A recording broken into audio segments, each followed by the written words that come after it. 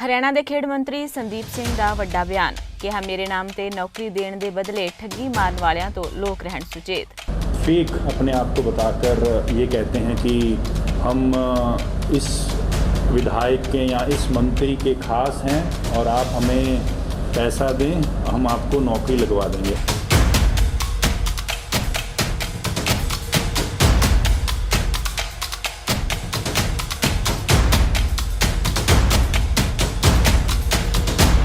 और रही बात स्टेडियम्स की, स्टेडियम्स का बजट जो रेनोवेट करने का, क्योंकि ऐसे ही लोगों की सरकार थी, इनको गाड़ी खरीदना पता है लेकिन गाड़ी की सर्विस करने के पैसे का नहीं पता कि वो कैसे निकाले जाएंगे। स्टेडियम तो बना दिए वोटों के चक्कर में, लेकिन उनकी सरकारों को ये नहीं पता था कि स्टेडियम बनाने के बाद उसको मेंटेन कैसे किया जाए।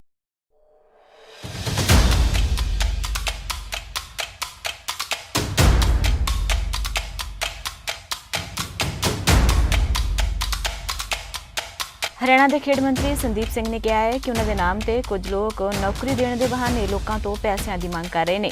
अजिहे लोगों तो उन्होंने सुचेत रहने की गल की है। संदीप सिंह ने कहा कि नौकरियों के मामले में हरियाणा सरकार बिल्कुल पारदर्शी नीति अपना रही है और किसी तरह का कोई भी लुको नहीं रखा जा रहा। इस मौके संदीप सिंह ने इनैलो ते तंज कसते हुए कहा है कि उन्होंने सरकार में गड्डी किसी होर कोल हुंदी सी ते कुंजी किसी होर कोल अते सर्विस कोई होर करवाउंदा सी, भाव कि उत्थे पारदर्शिता की कमी सी। खेड मंत्री संदीप सिंह कुरुक्षेत्र के सर्किट हाउस में संपादकों नाल गलबात कर रहे सन। इस मौके उन्होंने कहा है कि प्रदेश में जो भी खिडारी चंगे मैडल लैके आवेगा उन्होंने खेड विभाग में कोच के उच्च पदों पर नियुक्त किया जाएगा। काफ़ी अच्छा विकास चल रहा है ड्यूरिंग लॉकडाउन, और लॉकडाउन जब राउंड चल रहे हैं तो उसमें मेरे हल्के पेहवा में काफ़ी अच्छा विकास चल रहा है। अगर हम बात करें कई सड़कों का निर्माण जो काफ़ी सालों से रुका पड़ा था वो किया है, पार्क का निर्माण चल रहा है, हॉस्पिटल का निर्माण चल रहा है। तो लगातार बैक टू बैक अगर हम देखें तो कई ऐसी चीज़ें हैं जिसके ऊपर हम काम कर रहे हैं। अभी सरस्वती माँ के मंदिर के बाहर जो एक ब्रिज बनना है उसका भी काम शुरू हुआ है और उसको हेरिटेज लुक में हम बना रहे हैं। और मैं चाहता हूं कि जो भी लोग पेहवा से हैं और श्रद्धा रखते हैं माँ सरस्वती के मंदिर की, तो मैं चाहूँगा कि वो भी पूरी सपोर्ट करें और हम उनकी पूरी जो दिल की तमन्ना है उससे उसी तरीके से हम ये ब्रिज बना रहे हैं। और आगे माँ सरस्वती के लिए काफ़ी बजट भी आ रहा है जो पूरा रेनोवेट भी होगा, और साथ में पेहवा के अंदर कई ऐसे चीज़ें जो हैं पाइपलाइन में हैं। कोविड-19 के कारण काफ़ी कुछ स्लो डाउन हुआ है, रेवेन्यू के कारण आप सब जानते हैं, खुद आप समझते हैं। साथ ही अब कुछ चीज़ें ऐसी हैं जो सामने आ रही हैं क्योंकि हमारी सरकार जो है वो पारदर्शिता के साथ चल रही है।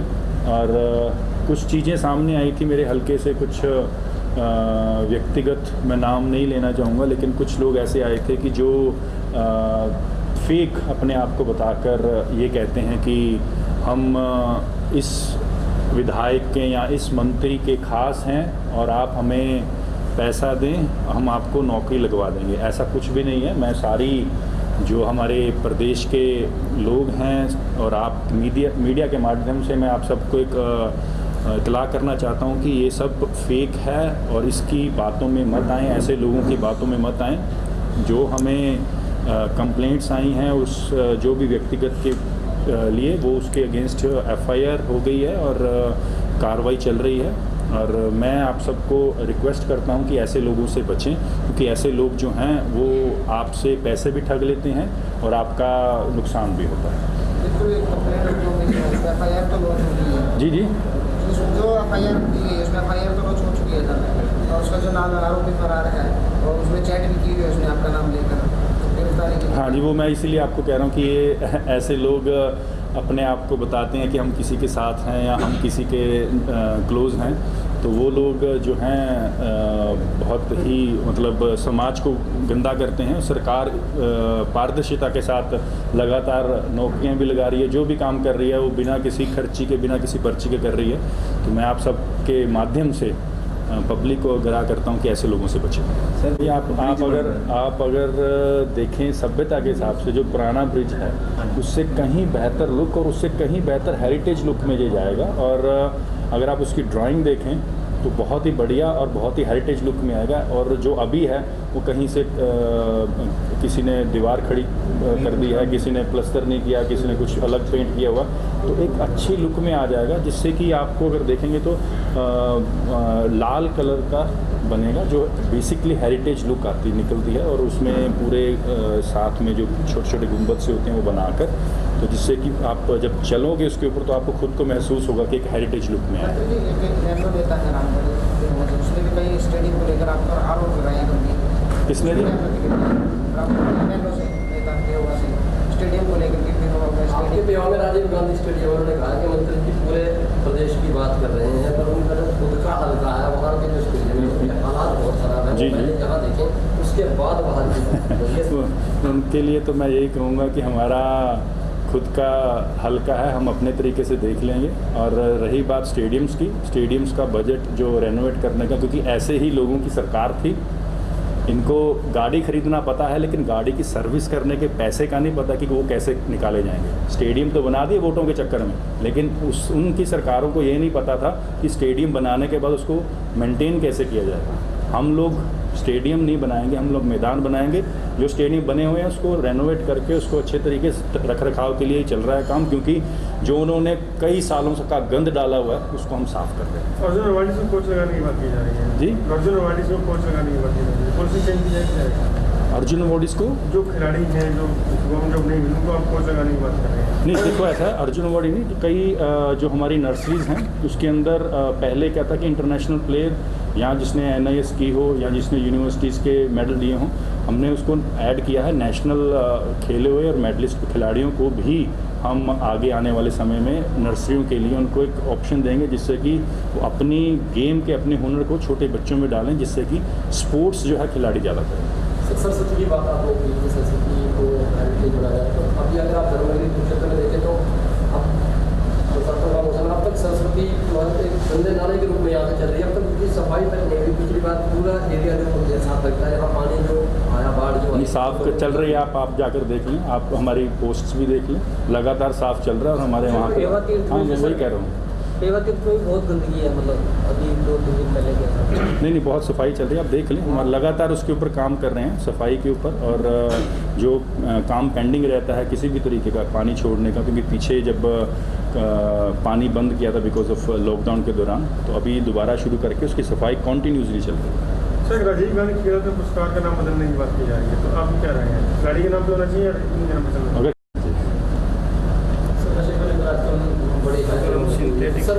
बात करते हैं कुरुक्षेत्र में, तो वो अभी तक हैंड ओवर नहीं हुआ है और उससे पहले ही ट्रैक है जो टूटने लगे हैं, तो इस बारे में आपका क्या कहना है? बिना हैंड ओवर, मतलब बिना हम उसको अपने स्पोर्ट्स डिपार्टमेंट को हैंड ओवर लेने से पहले हम उसकी पूरी जांच करेंगे। अगर उसमें कोई कमी होगी, कोई दिक्कत होगी, तो जो बनाने वाले हैं जिनको कॉन्ट्रैक्ट दिया है, कॉन्ट्रैक्टर्स को कंप्लीट करके उसके बाद ही हम उसको लेंगे, अदरवाइज़ हम नहीं लेंगे। जी जी, देखिए रूल ऑफ कंडक्ट की जो उल्लंघना करेगा और उसको हम सख्त से सख्त उसके ऊपर एक्शन लेंगे, क्योंकि प्रोटोकॉल्स होते हैं रूल्स ऑफ कंडक्ट के, उसमें आपको फॉलो करना होता है और आप गवर्नमेंट जॉब में रहकर आप उल्लंघना नहीं कर सकते। इसमें क्या कार्रवाई उनको भी सस्पेंड किया जाए, उसके ऊपर कार्रवाई चल रही है, देखते हैं उसके ऊपर उनका क्या एक्सप्लेनेशन क्या आता है। हमारे साथ जो जुड़े हुए हैं खेलों में, उनको स्टेडियम्स में हम ट्रेनिंग दे रहे हैं।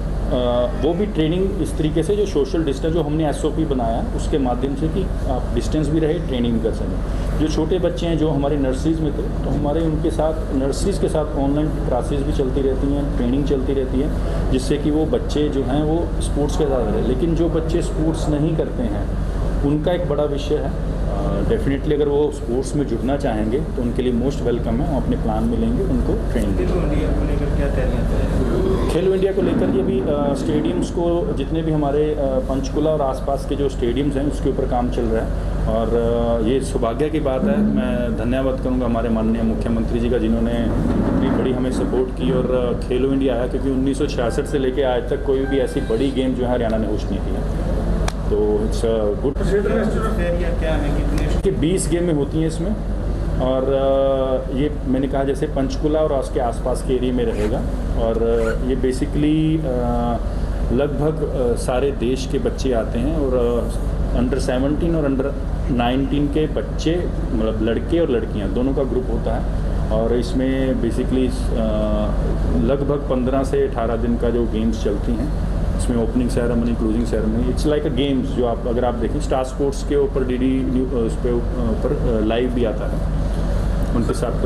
तो बहुत बढ़िया बड़े लेवल पर होता है। हम इसको कह सकते हैं कि हरियाणा इंडिया का ये ओलंपिक गेम्स की तरह है। हॉकी की तरफ की बात की जा रही है सर, चलेगा उसके ऊपर चल रहा है लगातार। सीएम साहब अभी थोड़ा कोविड-19 के पॉजिटिव होने के कारण दे रहे हैं, अदरवाइज हमारी कंटिन्यू उसके ऊपर चर्चा चलती रहती है, कंटिन्यू कर रहे हैं। सर हॉकी का टर्फ मांग रहे हैं कुछ क्षेत्र में, शाबाद खेला मतलब क्या रहेगा उसके लिए, क्या से आएगी? हॉकी का एस्ट्रो टर्फ मांगा जा रहा है कुछ क्षेत्र शहर के लिए, कुछ क्षेत्र जिले में शाबाद खेला है को, तो क्या ये देखेंगे। और यहाँ पर खिलाड़ी हैं, और साई का सेंटर भी बन रहा है, तो वो मैं सेंटर से बात करूंगा। अगर साई उसमें करती है ठीक है, नहीं तो हम उसी तरीके से, अगर उनका रिप्लाई में होगा कि हम इस पर एक्स्ट्रा टफ नहीं लगाना चाहते, तो फिर हम देखेंगे इसको यूनिवर्सिटी में, यहाँ कहीं आसपास शहर के अंदर। बिकॉज मेरा मकसद वही है, जहाँ से खिलाड़ी बनते हैं वहीं पर ही हम उसके ग्राउंड के मैदान दिए जाएँ। अगर हम इधर उधर ज़्यादा दूर दे देंगे, इससे कि खिलाड़ी पहुंच नहीं पाएगा, क्योंकि घरों के बच्चों के छोटे बच्चे हैं, साइकिल पे भी जाते हैं, अगर थोड़े बच्चे हैं 2 व्हीलर पे भी जाते हैं, तो डेंजरस रहता है अगर थोड़ा दूर स्टेडियम बना दो। ब्यूरो रिपोर्ट चढ़दी कला टाइम टीवी। સબસ્ક્રાઇબ કરો ચડદી કલા ટાઈમ ટીવી નું તે લેટેસ્ટ અપડેટ પાઉં લઈ પ્રેસ કરો બેલ આઇકન।